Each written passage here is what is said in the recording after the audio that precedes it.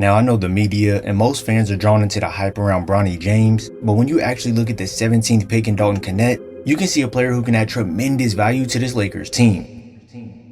Knecht is one of those players who doesn't need the ball in his hands to get in rhythm, as he can take advantage of any small openings on the floor to make his move, and unlike most players coming into the league, Dalton is 23 years old, poised, and understands how to get to spots within the flow of the offense. During his time at Tennessee, Knecht put up 37 points 5 times, set the school's NCAA tournament record in points, and made field goals with 37 points on 14 made shots. And last, but certainly not least, he became the second player since Shaq 33 years ago to put up back-to-back 35-point games. So yeah, his offensive game is nothing short of spectacular. But when I say that, don't think spectacular in the way of crazy highlight plays. Sure, Knecht will have those times where he can get out on the break to rise up for a post or slam, and even show off his shot creating skills with a tough spin back jumper one-footed fade over the top of the defender, but there's honestly a lot more value to his game besides those key moments. Take a look at this play here. Knecht is going to bring his defender down, but this is all a setup to run him off this pin down screen. So with his defender watching the ball and not keeping his head on a swivel, this stunt to then plant and go back the other way all out fools the defender, and now once you're caught on that screen when Knecht pops out, all you can do is watch the ball fall through the basket.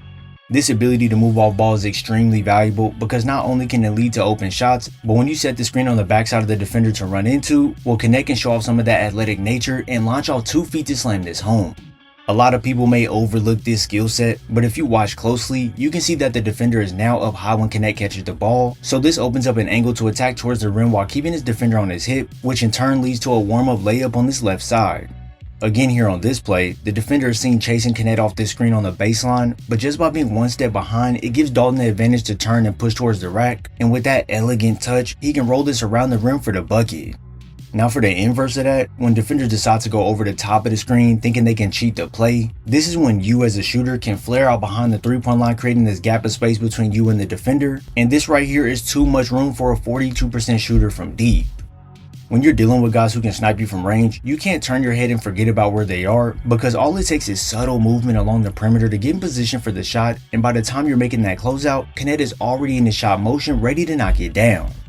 This doesn't just take movement, but also takes awareness to understand what the defense is doing, as here you can see the double ascent in the paint, which now leaves a man open in this slot area, so this forces Dalton's man to rotate to take away any easy look, but while this happens, Knecht slides down the sideline right into a shot pocket when receiving the pass, and you already know what happens next. He finds Knecht open for 3. For most guys, when they don't have the ball or give it up like this, they won't be ready to shoot, but at all times Knecht is looking for a shot, so when no one is around him, this one is practically 3 free points.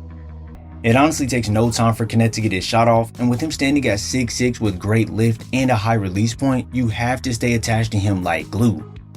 Now, like we touched on earlier, it doesn't always have to be fluid movement into 3-point shots, because when you take that awareness that we talked about, Knecht can see that his defender got tripped up and is trailing over the top, so he decides to attack downhill. But here's where that quick decision making comes into play, because he could lob this over the top to the big on the backside since the help defender stepped up, but however, this mid-range stop and pop is also a viable option. By understanding what defenses are doing, it will set you up for the easiest buckets in the game, as first you see Knecht space out to the 3-point line while in transition, but as the ball gets pushed towards the middle of the floor and his defender is locked in on the ball handler, Knecht can sneak right behind him to throw down this reverse slam. Now yes, we've analyzed this movement off the ball deeply, but this is for an important reason. When you're a rookie coming into the league, plays aren't necessarily going to be ran for you a lot of the time, as you'll have to figure out where you fit in within the offense. So with Knecht being able to be effective without the ball in his hands initially, it'll make his transition into the league seamless. But hey, don't for 1 second think this means Knecht can't operate with the ball, because that's far from the truth. I understand that he's not this amazing space creator or anything, but with that knowledge and understanding of placement on the floor, it makes him still a useful creator.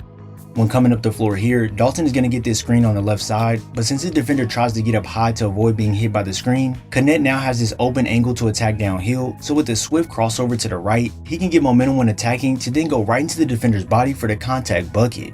This all plays into his awareness on the floor, because if he continues to attack towards the left here, well, his defender will be attached to him, making this a dead play. But since he notices quickly that the defense is cheating the play, that's where these screen rejection crossovers come in handy, and with his 6'6", 213-pound frame, the defense really doesn't bother him too much when converting inside. Now, the reason the defense constantly plays up high like this is because they don't want to give up an easy 3-point look, but when you're dealing with versatile scorers, it's really pick your poison. Kinda like earlier with his off-ball movement, you'll notice Knecht shift over slightly to make this closeout distance a little further for the defender, so immediately once catching, he can attack that closeout with aggression, and before the backline defenders can even react, he's already at the bucket laying it in. It's very imperative that the defense doesn't lose track of him when he's on the floor like that, because yeah, not only will he rise up to bury a three-pointer, but when you have to go all out on a closeout, this allows for an easy blow-by to happen, and now he can show off some finesse when finishing. This right here is why being a hot shooter is key in today's game, because not only will you have the option to lock and load from deep, but it opens up your game to have these easier angles to attack in space. If he couldn't shoot, well, the defense would have the option to sag off a little bit here, but since he is a threat from the perimeter, here's where you see the defender get up high to crowd his space, but once that happens, that's when the blow-by is initiated and the and one is underway. Hangs in the air. What a play from Dalton Knecht. Even if he is to get stopped one way when driving the ball, well, that's when he can pull it back out to leverage that shooting threat, making the defender step out, and this is where you say to yourself, gotcha, and now Knecht can slice past the defense for the easy bucket. Now, this isn't to say that Knecht is this extraordinary slasher who will get saucy with the handle to cook defenders whenever he pleases, but don't get me wrong, he can dig in his bag to cook the defenders with a hezzy off the screen before getting the step on them to the rack. 48% of the time. Knecht. With a little bit of in and out action, it'll make the defender open all the way up, giving Dalton his angle to attack the rim, and then he can slip it past the big with the inside hand for the finish. So nothing too flashy, but when you keep things simple, it can generate good looks quickly rather than someone doing a lot of extra dribbling to still get to the same spot. Like on this high screen here, this amount of space between him and the help defender is absurd, and although he could continue to attack, he would eventually be met by more defenders, so the smart option in this moment is to rise up comfortably from deep.